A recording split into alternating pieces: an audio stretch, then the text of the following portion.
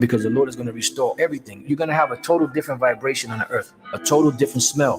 You're not going to be walking down the street and smell shit and piss, you know, and no foul odors or nothing like that, because the lungs of the earth are going to be given back to it, which is all these trees and all of these flowers, and it's going to be a whole total different vibration. You know, you're going to see the aura and how things are going to change and how elevated things are going to be. Our senses are going to be heightened, you know? Everything about us is going to be glorified. The glory of Lebanon shall come unto thee, the fir tree, the pine tree, and the box together, to beautify the place of my sanctuary. And I will make the place of my feet glorious. We can look at the earth today, and there are still, even though this devil has destroyed and ruined the earth and polluted the world, polluted the air, polluted the waters, polluted the food and the people and everything, and the earth itself, there are still places on earth that are so breathtaking and so beautiful, even though it's still tainted, but it's just so beautiful to look at. You know, being there can probably take off, you know, or bring you back 5-10 years, make you 5 or 10 years younger, 15-20 years younger, just by the presence, the aura of that place. So just imagine how much greater the kingdom is going to be when the Most High has on his right hand there are pleasures forevermore. You know, imagine how much greater, how much more beautiful the kingdom of heaven is going to be once it's established. You know, and these are things that we have to keep in mind, because this is what we're fighting for. The glory of Lebanon shall come unto thee, the fir tree, the pine tree, and the box together, to beautify the place of my sanctuary. And I will make the place of my feet glorious.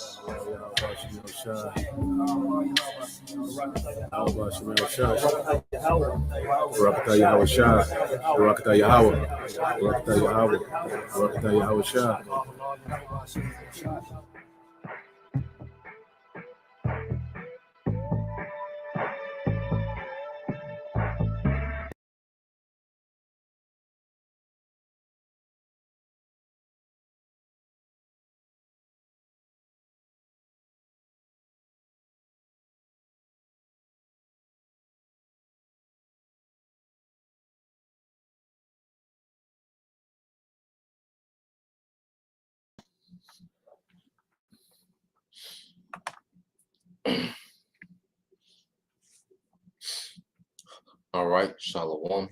First and foremost, I would like to give all praise and glory unto Yahweh Bahashim, Yahushua Bahashim Kakwadash. Double honors unto the apostles and the elders of GMS who rule well, teach well, being great examples to his younger brothers, and peace and blessing salutation. Hopefully, out there pushing his word and truth and in sincerity across the four winds in the name of how about Shema Shah pushing to get up out of here. Shalom to the whole flake, the believers, the listeners whom have came back to the obedience of the scriptures through faith in Yahweh Shema Shah. Okay, and I want to go into a lesson entitled "This Is Where It's Headed." You know, watching, you know, a video on YouTube, and pretty much it was going into, all right, the future of technology and currencies. Okay, and at the end of the day, all right, is you still have Israelite groups that want to say, you know, the Quran was anything else. Okay, but this device, RFID technology, which will be used, you know, for buying and selling, you know, and other things as well. Okay, but that's one of the main components of it. All right, and we're seeing the infrastructure being put in place. Okay, Amazon One, okay, Wallet More, you know, all these different, okay, technologies, all right, that we're seeing being rolled out is geared towards the prophecy in Revelation 13 and 16. Okay, which the scripture say what he calls it all right, and we're seeing that this man, all right, is full steam ahead with his agenda. Okay, his satanic world order. Okay, so I got a video I want to get into. I'm gonna go ahead and cue it up. Okay,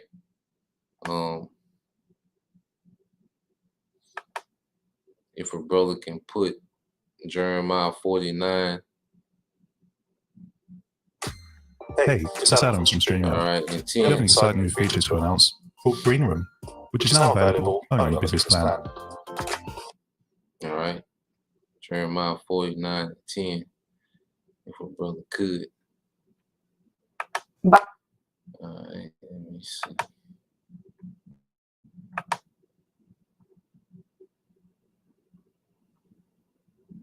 Get ready to cue this up.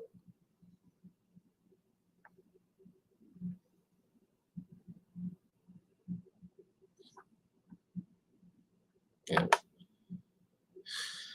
All right. This is on the brother Bayan Yasha'Allah, Jeremiah 49 and 10. It said, but I have made Esau bare, and I have uncovered, his secret places, and he shall not be able to hide himself. His seed is spoiled, and his brethren and his neighbors, and he is not. And Esau is being made bare, to the point where he's just coming straight out with it and telling you what exactly they're up to. The World Economic Forum, all right, which is nothing, but the mouthpiece of the elites, Amalek, all right, which we've been going into them a lot lately, because they will be, all right, the mastermind behind this great rebellion in the earth, and what we're seeing is a great rebellion in the earth, led by Amalek, the chief tribe of Esau Edom, and what's happening is he's becoming bare. He can't hide himself anymore, so he's just pretty much coming straight out with it. And people are so enchanted, by this beast system, all right, through its convenience, its technology, the entertainment, the constant pleasures and the cares of this life, all right, that people take no big deal to it, man. So get some more. I see brothers lighting it up, the water, to you Akim tuning in. Like I say, Lord will, I do the in the news videos or end time event, videos on this channel. I can be a little more loose on this channel. I got a few videos I want to get into, and I'll start using this channel a little more, just for like a little underground thing until Esau, get wind of that, and we move to another another spot. Gonna keep the devil busy. Now this is the brother Awalam Award, 2 Thessalonians 2 and 8, and it says, and then shall the wicked be revealed. And it's a spirit, this precept is on the screen, but then right behind this precept, you see one of the front runners, of this wicked society, man. It says, whom the Lord shall consume with the spirit of his mouth via the prophets, man. And this man is being consumed because this word is speaking victory, over this satanic world order that Esau Edom is pushing to establish in the earth. It says, and shall destroy with the brightness of his coming. That's the coming of Yahushua. Reading verse 9, and it says, even him whose coming is after the working of Satan with all powers and signs and lying wonders. And Esau Edom comes in the energy of Satan. And through his technology, which he has been able to tap into due to his access to the left-hand side that was granted to him by the Heavenly Father for a period of time. All right, this man has been able to present, new technology to the earth that has people in awe. But he does everything through the left-hand side, and ultimately is for the harm, and it brings death to the earth, man. All right, corruption and death. Verse 10, it says, and with all deceitfulness of unrighteousness in them that perish, because they receive not the love of the truth, that they might be saved. And this is our people, that are wandering after this beast, man. And Jake really don't even think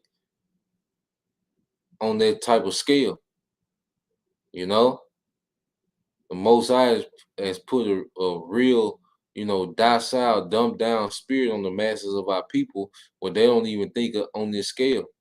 Okay, we sound crazy and bugged out for even bringing up certain talking points, man. Okay, it says because they receive not the love of the truth, and see, we fell in love with this truth, man. We fell in love with the promises made to our forefathers, man. We fallen in love with these things, man.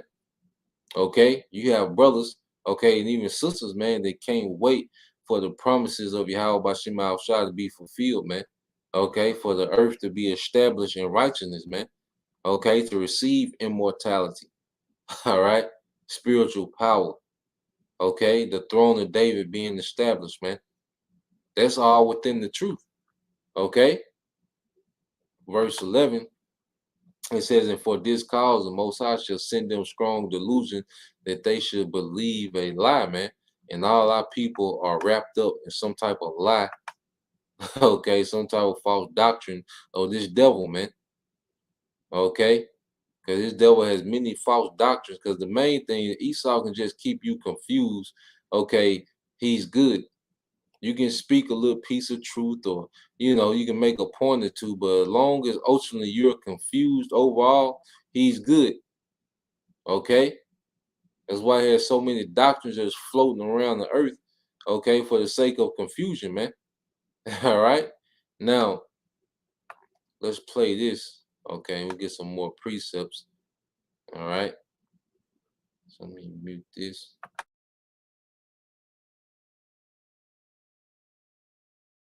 By now, I'm sure you have heard some of these taglines: the Fourth Industrial Revolution, the Great Reset, and the Great Narrative. And of course, you will own nothing and be happy. And I'm sure you've seen the face of this guy being praised as a visionary who will guide our world into a prosperous future. But what does that really mean? And what is the World Economic Forum's plan for the world in 2030? Will it be a world of increased inclusion, equity, and freedom for all? Or, as many people fear, will it be exactly the opposite? I'm not here to answer that question, but what I would like to do is propose a hypothetical future scenario, a scenario that the WEF is promoting and the type of world we could be living in by 2030, a world where your property, your identity, your money could be owned and controlled by your government. At the end of the video, I do want you to make up your own mind whether you think the WEF is a force for good on the planet, or if we should be having some concerns and if we should be asking some questions. So let's get into it, shall we? But before we do have an amazing newsletter that people rave about, 60,000 people and counting. So if you want to join fellow freedom seekers, there is a link in the bio. To make my case today, I am going to be speaking about what I believe could be the three main pillars that surround the World Economic Forum's agenda for 2030, and discussing some of the things that they are promoting around the now famous event called the Great Reset. Before I start though, I just want you to keep two things in mind. Number one, the World Economic Forum and the leader, Klaus Schwab, haven't been elected by anyone. Yet despite this fact, they are trying to influence politics all around the world in order to transform the planet that we live on. Secondly, all of the resources that I'm sharing in this video are coming from verifiable sources, many of which are directly from the WEF's website. If you want to confirm any of the information, there is more info in the description. So let us discuss the three hypothetical pillars and how it might affect our lives. Pillar one. Just imagine the perfect small business that you could start. What would that look like? You'd be able to work. One, surveillance. The first pillar in the 2030 agenda is the possibility of total surveillance of every single one of us. And the way the WEF could achieve this is by us requiring a new form of identification. The World Economic Forum suggests that every single person on the planet will receive a new form of digital ID, which they say would help promote a world of inclusion where everyone has more access to basic services. But they also suggest this ID could be linked to absolutely everything in your life. It could be required to book plane and train tickets and track where it is you're going. But they also suggest this ID. So as you can see, okay, from this little graph, from this little grid, okay, this digital identity is going to be connected to smart cities, okay, which we're seeing being rolled out, telecommunications, okay, e-government, electronic government, social platforms where people are addicted to, okay, e-commerce, humanitarian response, and he's gonna roll this thing out as this big upgrade, as this big help to society, man. Okay, if a brother can put some rock 14 and 7, okay, travel and mobility, food and sustainability, financial services and healthcare, okay, and all these things are at the forefront of the media, okay, the public, okay, the public health care. He's so concerned about public health, okay, travel and mobility. He's so concerned about carbon footprints, okay, food and sustainability. He's telling you to eat less meat, and the beyond meat, and buying up all the food land, destroying farmers, okay. So he's doing all these things, man. Okay, and he's gonna tie all these things together with a device. Okay, but he's gonna roll it out, okay, as if he's on the scene, okay, to save the day. Okay, going to what his pseudo salvation. This the brother Awalam Award. This is Rock 14 and 7. And it says, and if he do it good, he doeth it unwillingly. Okay, and at the last he will declare his wickedness. Okay, and people, all right, just even with the juice, okay, it's a lot of people that regret, okay, the juice. You see, his man presented that as a savior, as if you will be immune to all death. He pretty much puts the juice as if the juice made you immortal. Okay, but now as we are in the after effect, okay, we can't get into it, but they got all type of numbers out there. Okay, but when you get into the after effect of the juice, there's him declaring his wickedness at the last, man. Okay, let's get this. The brothers just put up. All right, this the brother I'm gonna want to buy 144. This Sirach 27 and 1. He said, many have sinned for a small matter, and he that seeketh for abundance will turn his eyes away. All right, verse 2. It says, as a nail sticketh fast between the joints of stones. All right. Let me get it apart. Hold on. Okay. So does, all right, sin stick close between buying and selling.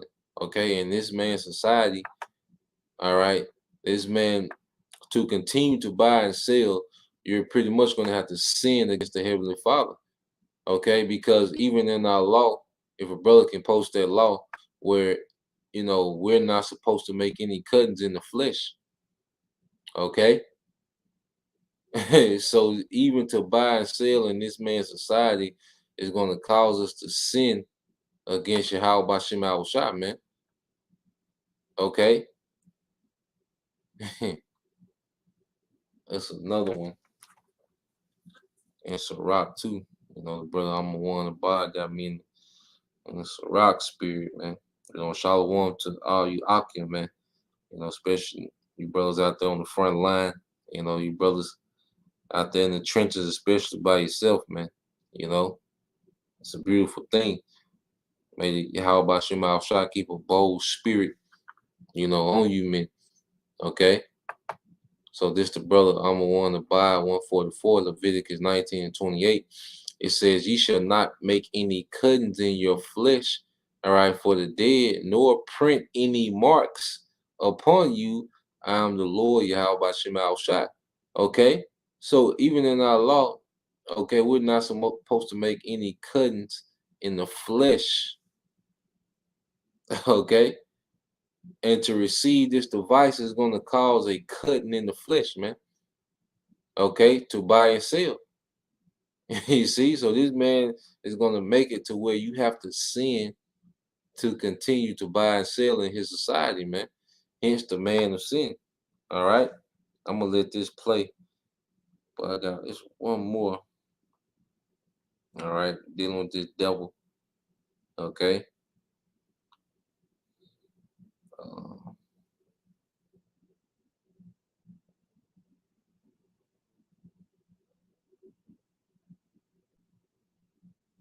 if a brother can post a rock 21 verses 1 and 2, I'm gonna let this play some more. Could be linked to absolutely everything in your life. It could be required to book plane and train tickets and track where it is you're going. This digital ID would be needed to access social media, the internet, bank accounts, and even a requirement in order to spend your money. And without your ID, it's possible you may not be able to buy anything at all. And who would control your digital ID and the data it contains? Well, of course, your government would. In short, absolutely every action you take in your modern life could be tracked by this new type of personal ID. What your online habits are, where you go, what you buy online, what you say online, and so much more. And if you think this kind of a system is a little bit worrying, well, you're not the only one that thinks this way. Just recently, Kenya's High Court ruled a digital ID system to be illegal in the country because they fear it could be abused by the government in order to violate a person's basic right to privacy. But the WEF doesn't agree. They think it's going to do more good than harm. But anyway, where would you be carrying this new form of ID? Well, according to the WEF, you could be carrying it inside your body. In his book, The Fourth Industrial Revolution, Schwab talks heavily about how RFID chips could be used to track goods and packages around the world, enabling our economy to become significantly more efficient. But in referencing the same technology, he also said this: in the near future, similar monitoring systems will also be applied to the movement and tracking of people. He also says that the fourth industrial revolution will lead to a fusion of our physical, our digital, and our biological identities. Echoing this on the website, the WEF discusses a future where electronic implants could become a relatively normal part of human life. Lastly, I want to mention something I've spoken about on this channel before, which is in regards to the WEF's potential forecast for a future of surveillance, which comes from an article published on Forbes, which is written by a WEF contributor. The article is titled,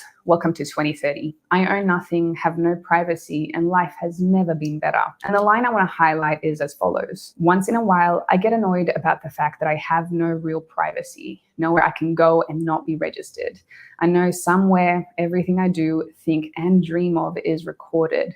I just hope that nobody will use it against me." To be clear, this article was written by Ida Auken, who is a Danish politician and also a member of the WEF, writing as a contributor for the World Economic Forum. So this is pillar number 1, surveillance. And later on, I'm going to be talking about how the world of surveillance ties in with pillar 3. But for now, let's talk about the second pillar, which is finance. Pillar 2, finance. The next pillar of the Great Reset agenda could be around finance, and more specifically, putting more control of money and assets in the hands of the government. So you know the line, "You will own nothing and you will be happy"? Well, this is the pillar where this could be playing out. In multiple articles on their own website and elsewhere, the WEF predicts a world where people will no longer own most of the things they use in life. Instead, through a sharing economy, items like clothing and cooking equipment will be owned by your government and delivered to you when you need them. But according to a WEF member, sometimes you won't even need to decide what you need, because an algorithm that knows your tastes better than you do could make these choices for you instead. And your home? Well, soon that could be owned by the government as well, but you won't have to pay rent because someone else will be using your space when you're not there. In short, everything that you own now could soon hypothetically be owned by your government. But the most important tool, asset that you have, which we use every single day to exchange value, which is money, seems that the WEF might have a plan for that as well. The WEF talks heavily about how cash in the modern world is risky and how it should be replaced by digital money. And even though statistics show that many countries around the world would prefer to use cash over electronic forms of money, the WEF believes these people just don't know what's good for them. Instead, they believe we should all be switching over to electronic payment systems as it's the way of the future. So, what could replace a world where we no longer have any kind of physical money? Well, the next step would be to develop a secure digital currency that everybody can use. It's kind of like crypto, except the future digital currency proposed wouldn't be decentralized. It would be completely controlled by your government. And this is called the central bank digital currency, or CBDC. A CBDC would... Do you actually know what trading is? Because if you think it's this, you're in big trouble. CBDC would be fully trackable, traceable, and a secure form of currency that, like Bitcoin, lives on a blockchain. But it would be also fully centralized. It would be money controlled by those in power instead of being in the hands of the people. With a CBDC, your money would no longer be held in a bank account either. Instead, proposals suggest cutting out what they call the middleman, with your government becoming the bank that directly holds your money for you. Nations like United States, Brazil, China, Canada, Germany, Austria, and Australia are already at certain stages of research or developing a CBDC, meaning we may be only a couple of years away from this becoming a reality. But potentially, most worrying of all, a CBDC would also be fully programmable, meaning your government could place whatever rules they wanted on your money, potentially allowing you to only spend your money on the items that they deem appropriate, or even worse, cutting off your access to your money altogether. In short, it would become the perfect tool in order to track and control your money, the very thing that we need in order to survive in today's world. If you want to learn more, I've recently made a video about CBDCs. Feel free to watch that one after you watch this one. Inclusion, equity, and freedom for all, or as many people fear, will it? So you see, where this thing is going. Okay. This is what they're working on. Then you had Trump, okay, just signed the executive order that's supposed to take place, okay, in December, which is supposed to bring, all right, America closer to a digital currency, man. Okay. And they distract the people, with the title, call it Biden books, all these, these silly games get people distracted. But at the end of the day, all right, Esau Edom is rolling out his plan, man. And he's doing it right before the masses, man. Okay. You had Charleston White, talking about the charagma, the MOTB is the internet through. Okay, there's a portion, okay, there's going to be part of the infrastructure that's going to be used, but the actual, okay, device, okay, which we're going to get into it, man, is that charagma, man, that RFID technology, man. Okay, it's going to go into you. All right, now let's get this. This is Brother Awalam of War, Sirach 21:1. It says, "My son, has thou sinned? Do so no more, but ask pardon for thy former sins." Yeah, because you have people that say, Christianity is the charagma. Okay, well, a lot of us accepted Christianity, all right, before we was born again into the ministry. Okay, but we've been pardoned from that. See, the MOTB, you can't get pardoned from. You can get pardoned from being from being a Christian before you came into the ministry, man. Okay, the MOTB, once you receive that, you can't be pardoned for that, man. Okay, you're done. All right, verse 2, it says, "Flee from sin as from the face of a serpent." You see that? "For if thou comest too near it, it will bite thee. The teeth thereof are the teeth of a lion, slaying the souls of men." And this is what we're about to see happen, man. Okay, Jake, that's linked into this technology. Okay, Jake trying to forward themselves in the technology. Guess what? They're going to get bit by that serpent, man. Okay, he's going to go into them. All right. Now, I got another video I want to get into. I'm just looking at some things I just found. Okay. I think this video was from a month ago. And let's see what they're talking about, man. Okay. Now, you had Charleston White talking about, the cell phone is in your hand, or you always got it to your head. Okay, it's simple. That a whack ass breakdown. Okay, but he's just a comedian. All right, so nothing great is expected from that guy.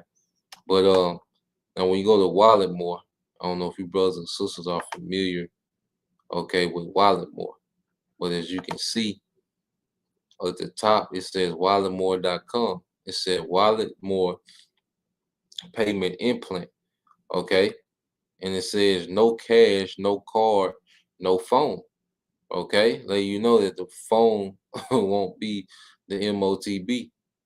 It says get it now and let Walletmore assist you with getting a brand new level of your life. You see that?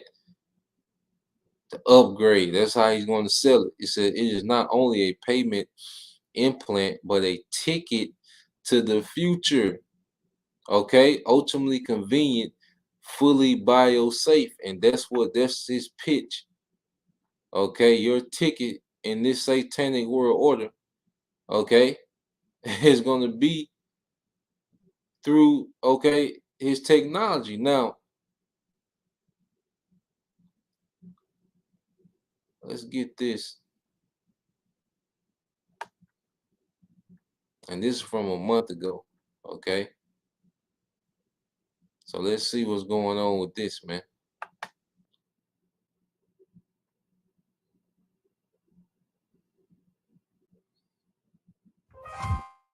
My name is Alethea. My story is true. This is a story about the mysteries and paradoxes of life. Welcome back, Atler. When was the last time you wrote an actual check or bought something with cash? Swiping and tapping our cards and our apps are not just the easiest way to spend money, they're the safest way, unless, of course, we misplace our phones or our wallets, and then it's a nightmare. It is hard to misplace your hands, however.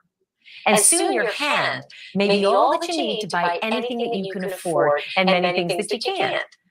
Because a company called Walletmore is developing a very teeny tiny chip. You see it there in the X-ray? That should creep you out. The chip is like the ones that are found in smart credit cards or debit cards, and the chip gets embedded just under your skin and makes your whole hand a credit card. Joining me now is Wojtek Perota. He's the CEO and founder of Walletmore. Okay, Wojtek, this is so futuristic and out there, but walk me through how it actually works.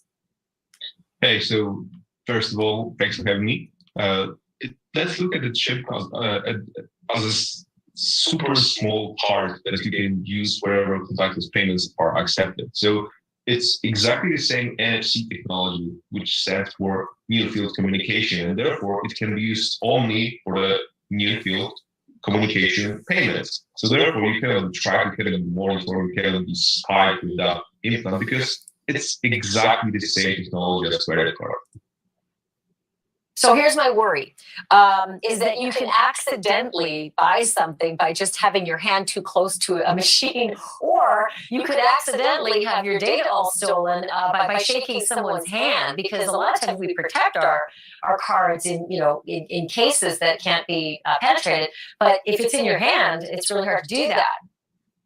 It's not that simple, to be honest. First of all, you cannot lose money when you are shaking hands with anyone, because the implant is a passive tag and it doesn't have any internal source of energy. And therefore, the only option to get the read of that implant is to put it in the near field of terminal. So therefore, the other implant, which is inside of the other person's hand, it's not capable of processing information. You need to have that source of energy, and only terminals that you can see at the moment are capable of providing that energy. So that's one thing. The other thing is that you definitely cannot lose your money because of the fact that you tap in a random place. Why? Because the implant is so small compared to the credit card. Normally, of course, when you tap the credit card, the terminal, it gets the read instantly. With the implant, it's a little bit different because you need to be super precise. And therefore, if someone is touching your hand, find this perfect sweet spot, because that's how we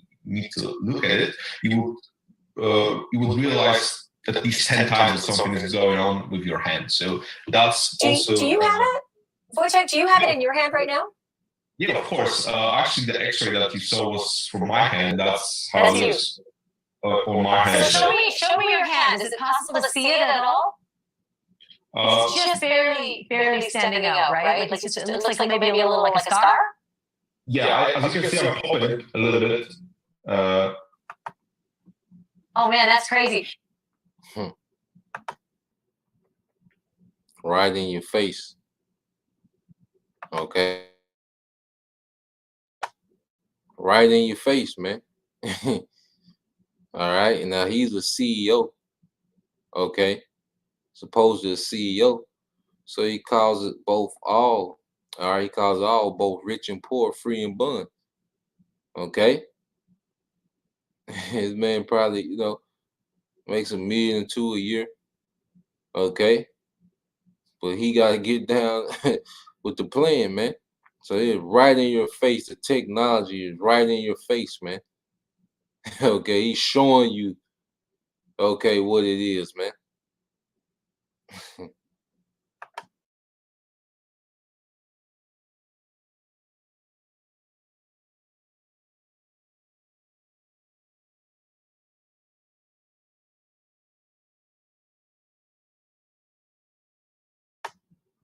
Yeah, but brother can get that Habakkuk 2 and 3, man. Baba Shah.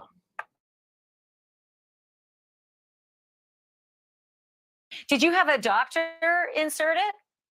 Yeah, of course, that's part of the deal because we are only building the implants. And when it comes to the installations, we want the whole experience to be as safe as possible. And therefore, we built a network of partners all across Europe and the US. So therefore, if you are ordering an implant from our site, it's of course shipped to you, but then you need to schedule the appointment with one of the specialists who will just set it up for you.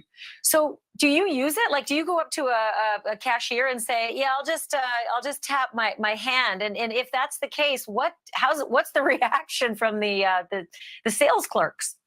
Yeah, of course. I've been testing it myself since the very beginning. I have been the first person to get it installed.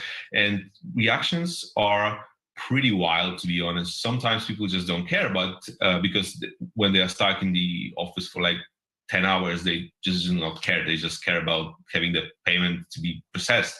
But sometimes the reactions are really extreme because when I tap my hand and there's clearly nothing hidden inside of the glove or anything else, anywhere else, they are just asking, how the hell is that possible? You need to have a watch somewhere down here in your shirt. But when I'm just taking it down and seeing and showing that, okay, there's nothing out there, then the conversation begins. But in most cases, it turns out to be like a positive conversation, because as long as I explain how it works and what's actually inside, they're pretty much optimistic about it. So there is an instant. Well, I'll tell you what, there's still a lot of regulatory there. I mean, this is a long way before it's mass market appeal, but it is really interesting to see that you're on the leading edge of this and that you're doing it yourself as your lead guinea pig. Wojtek Paprota, thanks so much for being on. I want to stay with you on this story to see how you do with the business. Thank you for watching. Go to newsnationnow.com to find News Nation on your television.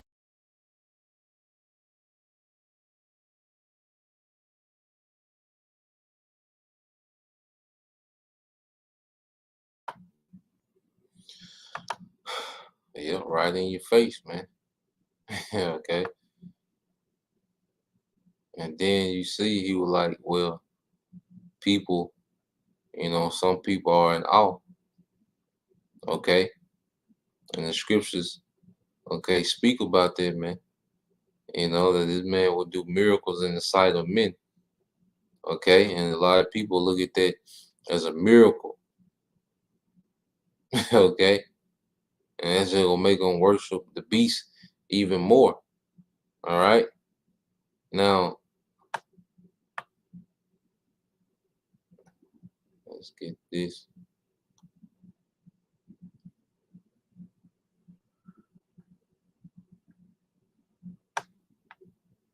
All right, Revelation 13 and 16. It said, this is Brother Arulam War. It says, he calls it all, both small and great, rich and poor, okay, free and bond, to receive a karakma in their right hand or in their foreheads, man. Okay, and we're watching this prophecy speak. All right, and that no man might buy or sell, save if he that had the mark of the beast, or the name of the beast, or the name, all right, or it says, or the number of his name. Okay, and that's what it's going to get to, man.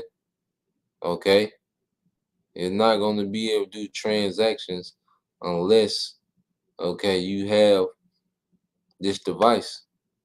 Okay, and it's going to be used for everything. It's your ID, okay, your medical history to make sure you're getting your daily, you know, juice updates, okay, and everything else, man. All right, so let's get this here, and I end it here. All right, Book of Habakkuk. I just want to, you know, go into this, something I was looking at the other day. Okay, this is Habakkuk 2 and 3. It says, for the vision is yet for an appointed time, but at the end it shall speak and not lie. Though it tarry, wait for it, because it will surely come. It will not tarry. Okay, these things are happening, man. All right, at the end it shall speak and not lie, and we're seeing this thing speaking and not lying, man. Okay, it's happening exactly how the Lord said it would happen, man. You know, so as we watch these things play out, we continue to report and understand where we're at within prophecy, man. Okay, so Lord, will you brothers and your few sisters edified. Till next time, I say Shalom. Kwam Yashala, Bible, DTA soon. Shalom.